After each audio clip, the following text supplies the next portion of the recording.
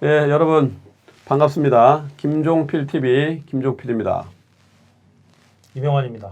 네, 그 머리가 저보다 좀 커요. 그래서 주위에 방송 보시는 분들 덕담이 대두라고 자꾸 하더라고. 근데 그 한국말은 뒤가 중요하지 않습니까? 들어있는 용량이 커요. 버전이. 컨텐츠가 풍부하다. 여러분들 만족하시죠? 네. 여기서 침묵은 동의로 적극 동의로 가겠습니다. 오늘은 여러분들의 마음을 눈을 여기 김종필 TV에 이렇게 딱 붙어 있도록 하기 위해서 새롭게 마지막에 하던 그 사자성어를 들어가는 초입부터 시작하겠습니다. 시사 사자성어, 사자성어인데 시사를 반영하는 겁니다. 오늘의 시사 사자성어는 미리혁신입니다. 오늘 저희가 정치를 읽어주는 남자, 정치를 저희가 여러 각도로 여러분들 입맛에 맞게 요리해서 선사할 텐데요. 맥도 다 있고 해서 미리혁신으로 정했습니다. 혁신은 뭐 다 아실 겁니다. 그러니까 뭐 개혁, 개선, 또 진화 뭐 이런 맥락이죠. 그런데 미리는 선제적인 측면도 있어요. 근데 임미리 교수 그죠? 지금 뭐 검색어 실검순위 1위 올라왔었나요? 올라왔었죠. 예, 그 정도로 온라인을 뜨겁게 달궜고 민심에 영향을 많이 미쳤던 임미리 교수가 모 신문에 그 칼럼을 기고했어요. 그것과 관련해서 제목은 뭐 민주당만 빼고입니다.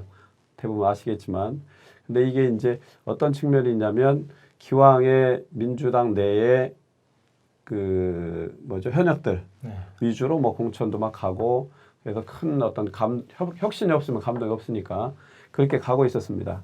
근데 임미리 교수가 민주당에 대해서 기대를 접고 있는 사람들 또 역풍이 불고 있는 와중에 내부에 새로운 그 계기가 열립니다. 왜냐하면 공천을 정말 혁신해야 된다. 혁신 경쟁에 민주당이 나설 수 있는 찬스를 제공한 거죠. 공천이 아마 상당히 물갈이 되는 그런 그죠? 기운으로 가고 있어요. 그래서 저희가 어쨌든 빛과 그림자가 붙어 있고 기회가 위기와 붙어 있듯이 뭐 그 반대의 경우가 있는 것처럼 임미리 교수 사태는요. 혁신을 불러오는 민주당 내에는 되게 이제 약이 될 수도 있습니다. 이거를 약으로 쓸지 말지 지켜보도록 하겠습니다. 저희도 초입에 미리 혁신으로 시사 사자성어 정리하고 넘어가겠습니다. 만족하셨습니까? 예, 침묵은 동의로 또 가겠습니다. 자, 그렇고 오늘은 여러분들과 같이 이제 말씀 나눠보려고 하는, 그러니까 소통하려고 하는 테마는 21대 총선, 4월 15일 날 총선에서 지금 1당 경쟁이 치열합니다. 사활을 건 1당 경쟁을 중심으로 한번 살펴보도록 하겠습니다. 1당이 왜 중요하냐면 일단 민주당이 기왕의 분위기는 그죠? 과반을 할 수도 있다는 작년까지만 해도 그랬어요. 근데 뭐 그냥 지금 하는 보면 뭐 이른바 얘기하면 어디 그 방언을 치면 뻘짓 많이 하고 똥벌 많이 차고 뭐 이래가지고 이게 기세가 꺾였고 자유한국당을 뭐 지금 도로 새누리당 뭐 도로 탄핵당이란 뭐 또 냉소도 있습니다만은 야권은 제1야당을 중심으로 어쨌든 통합하는 기운이 생기고 이래서 아까 얘기했던 임미리 교수 같은 악재도 좀 확장되고 그래서 조금 이제 어려운데 자 그럼 1당을 현재 여당인 민주당이 계속 지속할 거냐 아니면 자유한국 무슨 당 미래통합당이죠? 네. 미래통합당에서 다시 이제 그 가져오느냐 이 싸움이 치열합니다. 왜냐하면 이거는 이제 입법부의 주도력 국회의장을 누가 먹느냐 이거하고 또 직결돼 있어요. 그리고 또 그동안 행정부 그러니까 집권 세력인 민주당 정권이 민심에 다가이 갔느냐 입법부가 제 역할을 했느냐 못했느냐에 대한 심판도 있습니다. 그래서 사활을 걸고 이 선거 이후에는 또 대선이 있어요. 그렇죠? 그 대단히 중요한 분수령이 됩니다. 그래서 1당 경쟁과 관련된 부분을 저희가 한번 여야 간의 격돌 중심으로 보겠습니다. 자, 그래서 역사적으로 역대 1당들이 어땠는지 한번 우리 이명환 기자가 쭉 설명을 해드리고 그래서 민심이 표가 이제 정권을 심판할 거냐 아니면 이 정권을 지원해서 이 정권이 더욱 추동력을 얻도록 할 거냐 요거죠? 네.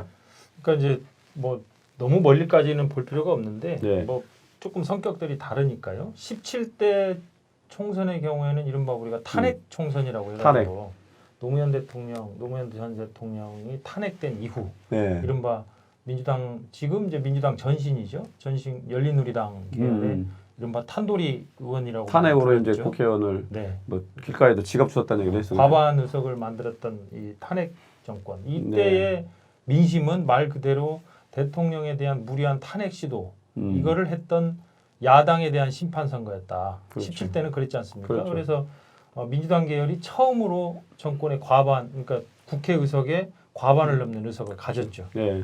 근데 뭐 실제로 그때 이후에 개혁 정책은 제대로 진행이 안 됐습니다만 뭐 4대 개혁과제라고 하는 것도 하나 통과 못 됐어요. 그렇죠. 그다음에 이제 18대 총선이 2008년인데 네. 대통령 선거 이후에 치러진 첫 번째 선거였거든요. 예. 근데 말 그대로 이제 이명박 정부가 출범한 이후 치러진 총선인데 이때에 거꾸로 그 전에 제1야당이었던 한나라당에게 과반 이상을 몰아줬죠. 네. 그때만 해도 이제 지역구에서 131석, 그다음에 비례에서 22석 해가지고 153석을 네. 그러니까 여당이 가져가요, 그래요. 그러니까 말 그대로 이거는 집권 여당에게 제대로 힘을 실어줬다. 그렇지. 뭐 과반 이렇게 넘는다는 건 네, 어마무시한 그렇죠. 거예요. 이런 선거가 있었고요. 그다음에 네. 이제 19대 때는 아시다시피 이게 이제 2008년 이후 2012년 선거지 않습니까? 그러면 이때도 민주당이 그나마 조금 잘해볼 수 있을 거다 이런 기회가 좀 있었어요. 네. 있었는데 사실은 중간에 이제 또 그 헛발질이 좀 있었죠. 그렇죠. 여기에서도 그러다가 힘이 세지면 헛발질 많이 하더라고. 네. 그래서 오만해서요. 이때에 새누리당 그때 이제 여당이 이제 새누리당인데 네. 이때에도 152석. 네. 그다음에 야당 제1야당인 민주당은 127석. 네. 그러니까 민주당이 많이 얻었다고 했지만 결국은 결국은 여당에게는 크게 지는. 그래서 이 두 번의 선거는 사실상 집권 여당에게 힘을 실어주는 네. 이런 선거 결과였다. 네. 그다음에 이제 지난 20대 총선의 경우에 네. 이게 이제 2016년 선거입니다. 네. 이게 이제 박근혜 정부에 어찌 보면은 이제 정점을 찍고 밑으로 내려오는 선거란 네. 말이에요. 그런데 당시에 여당이었던 새누리당은 네. 뭐 과반 이상 할 수 있다 이렇게 이제 들떠 있었던 상황이었어요. 그렇죠. 오버했죠. 그랬는데 거꾸로 이때 우리 국민들은 제1야당인 민주당에게 당시에 비례를 포함해서 123석, 그다음에 집권당이었던 새누리당에게는 122석. 네.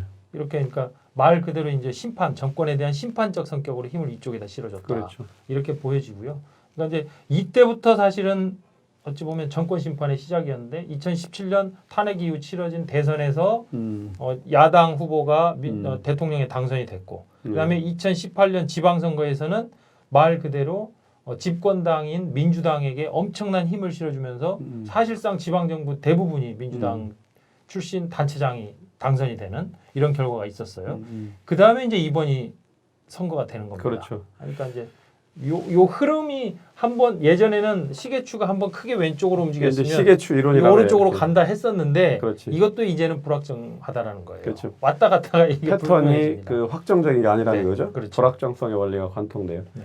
그러니까 우리 유권자들 개인의 자주성이나 정치의식 고양될수록 그래요. 그런데 이제 그럼에도 불구하고 그 안에 맥락은 정권이 오만하면 네. 심판을 꼭 하는 겁니다. 그렇죠. 그죠? 그다음에 무능하면 또 그에 대한 책임을 물어. 그렇죠.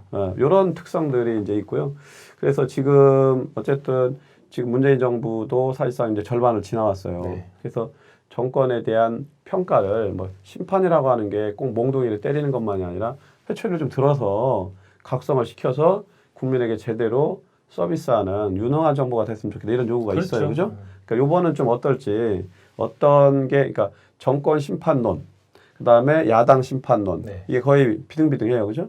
어떻게 갈 거라고 좀 전망할 수 있을까요? 지금 이제 저희가 사실은 지금 상황에서 보는 거는 대부분 이제 전망일 수밖에 없는 그렇죠. 거고요. 네. 더군다나 대략의 예측이죠. 네, 그러니까 더군다나 이게 이제 흐름 자체가 탄핵 이후에 정치권에 대한 기본적인 유권자 지형의 이 판단하는 근거들이 많이 바뀌었다. 이 선 이후에 이루어지는 첫 번째 총선이기 때문에 보는 관점이라든가 지표들도 예전하고는 좀 많이 달라졌을 다르죠. 거다. 이렇게 보고 있는데요. 우선은 큰 틀에서 보면 지적해 주신 대로 정권에게 계속 힘을 실어줘서 이 정권이 개혁 정책이나 아니면 정책적인 측면에 있어서 이 정권에 계속 힘을 실어주자 이렇게 결정할 수 있는 근거가 있느냐 이게 하나이고 그렇죠. 또 그 반대편으로는 이 정권의 지금 방식으로는 안 되겠다. 지금 아까 처음에 말씀하셨습니다만 지금이라도 회초리를 때려서 빨리 방향을 바꾸게 그렇지. 만들어야 된다. 그렇지. 이게 이제 말 그대로 정권에 대한 심판론. 그렇죠. 뭐 이제 이 두 가지를 가지고 유권자들이 판단할 수밖에 없는데. 근데 그게 이제 시간이 지날수록 후자가 조금 올라가는 추세예요, 그죠? 어차피 총선이라는 게 이게 이제 임기 더군다나 중반부에 치러지는 총선거잖아요. 네. 전국 단위 선거기 때문에 결과적으로는 그 종국에 있어서는 현 집권 세력에 대한 중간 평가. 이게 성격. 기본일 수밖에 없는 거겠죠. 또 그 약간 회고적이야, 그죠? 그렇죠. 그동안 내가 수혜를 입었어. 네. 그러니까 내 삶이, 그러니까 민생이 좋아져. 네. 또 내가 요구했던 게 실현이 돼. 그러니까 완벽하진 않아도 그 방향으로 잘 가고 있다면 그렇죠.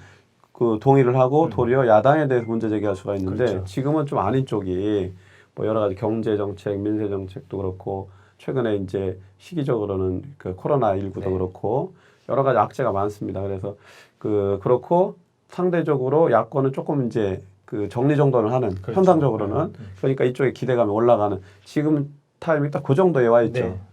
그런데 이제 다시 또 하나 보면 정권에 대한 심판적 요소가 있지만 제1야당의 행태에 대해서 불만이 있는 거 아닙니까? 그렇죠. 그것도 니네 하는 거 보니까 그 겉으로 포문 잡고 통합이지만 도로 옛날로 가는 거 아니냐. 옛날 박근혜 시절이나 도로 뭐 새누리당 그렇죠. 뭐 일부 이제 그 이렇게 뭐 병풍 역할로 이런 저런 부분들을 이렇게 같이 포함을 시켰지만 그게 실효적으로 바뀌고 감동을 줄 정도는 아니다. 는 것까지 와 있죠. 그러니까 이건 조금 뒤에 다시 설명을 드리겠습니다만 최근에 그 한국갤럽이 지난 14일 날 발표한 여론조사에 네. 한 가지 좀 의미 있는 지표가 하나 나왔는데 이번 총선거가 현 정부에 힘을 실어주는 선거가 돼야 된다고 생각하느냐 아니면 반대로 심판해야 되는 선거가 돼야 된다고 생각하느냐라고 이제 물었단 말이에요. 근데 이게 한국갤럽이 이걸 처음 물은 게 아니고 네. 작년부터 올 1월까지 이미 4번 실시를 했어요. 같은 물음을 가지고. 추세를 봐야 돼. 그렇죠. 그렇게 했는데 작년부터 올 1월까지 실시한 4차례 조사에서는 정부에 힘을 실어줘야 된다라는 네. 정부 지원론이 정권을 심판해야 된다라는 심판론보다 보다? 오히려 한 10%포인트 높았어요. 그렇죠. 그러니까 말 그대로 이게 그래서 이제 그동안에 언론은 이걸 어떻게 평가했냐면 야당 심판 선거가 될 확률이 높다. 라고 이제 보고 얘기를 있었죠. 했었거든요. 네. 그랬는데 얼마 전 지난주에 14일 날 발표한 정례조사 이거는 2월 11일부터 13일 사이에 진행된 조사인데 이 자세한 내용은 선거 여론조사 심의위원회 홈페이지에 자세히 기재가 돼 있거든요. 다 올려져 있죠. 여기에 보면은 오차 범위이긴 하지만 여당에 대한 심판이다라고 말한 답변이 오차 범위 앞에서 앞섰어요. 그러니까 이 결과가 뒤집어지기 시작한 겁니다. 그러니까 말씀하신 대로 이게 점점 후반부 이제 선거가 다가와질수록 네. 이른바 현 정권에 대한 심판, 네. 평가 네. 요 장으로 지금 슬슬 이동하고 있는 추세에 있는 것 같다. 라고 이렇게 이제, 보여지는 것이죠. 예, 예. 자, 일단 여기까지 한번 중간 정리해 보겠습니다. 잠시 후에 2부로 이어지겠습니다.